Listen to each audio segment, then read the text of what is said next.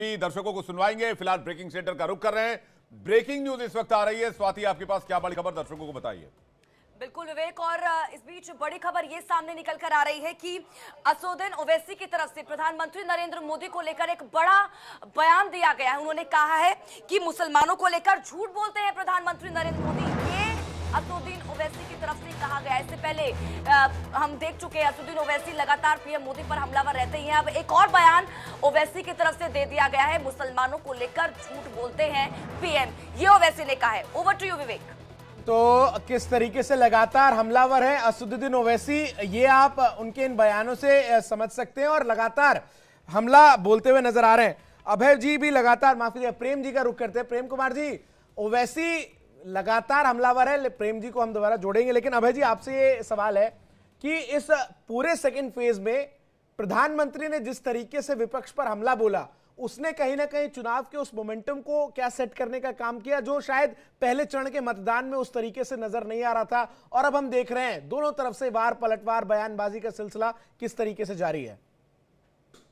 जी बिल्कुल वही हुआ है कि नरेंद्र मोदी जी ने डायरेक्ट इनिशिएटिव लिया है, और नरेंद्र मोदी जी ने डायरेक्ट इनिशिएटिव लेकर के कुछ ऐसी बातें रखी कि उससे एक प्रकार का नया माहौल बना है। और एक जो तंद्रा जो थी वो मतलब उसमें इसमें एक नया उफान आया है, तो इसमें कोई शक नहीं है। और एक बात मैं और आपको और बताना चाहूंगा कि अगर आप बिहार की सीटों की चर्चा कर रहे हैं तो पूर्णिया से ज्यादा है किशनगंज की सीट का ज्यादा ये असर है। किशनगंज सीट की, यस, वहां से AIM इस पर चुनाव लड़ रही है और चुनाव में अच्छी पोजीशन पे है।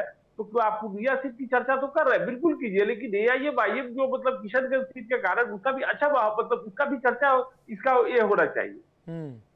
इस तरह की बातें हैं। और मैं बता रहा हूँ कि देखिए वोटर में अंतिम समय तक मेरा मानना है कि पहले फेज की अपेक्षा ज्यादा वोटर इस पर निकल के वोट करेंगे। जवाब आलोक जी से भी लेंगे, लेकिन अभय जी एक ब्रेक लेना होगा। लेकिन इसका अगर वाइस वर्सा इंपैक्ट हुआ, पोलराइजेशन अदर साइड हुआ, जैसा प्रेम कुमार कह रहे थे, प्रेम कुमार जी को दोबारा जोड़ने की कोशिश करेंगे, क्योंकि मुस्लिम बहुल 65 सीटें हैं जहां पर जो मुस्लिम पॉपुलेशन है वो डिसाइसिव फैक्टर में है, और 35 सीटें ऐसी हैं जहां पर वो निर्णायक भूमिका में आते हैं, यानी कि कहीं ना कहीं वो सीट को प्रभावित करते हैं। तो कहीं प्रधानमंत्री के बयान का अगर उल्टा असर हुआ या फिर बीजेपी के बयान का उल्टा असर हुआ तो फिर इसका एक डेंट भी हो सकता है। इस पर चर्चा करेंगे, आलोक जी से इसका जवाब लेंगे। एक ब्रेक के लिए रुक रहे हैं।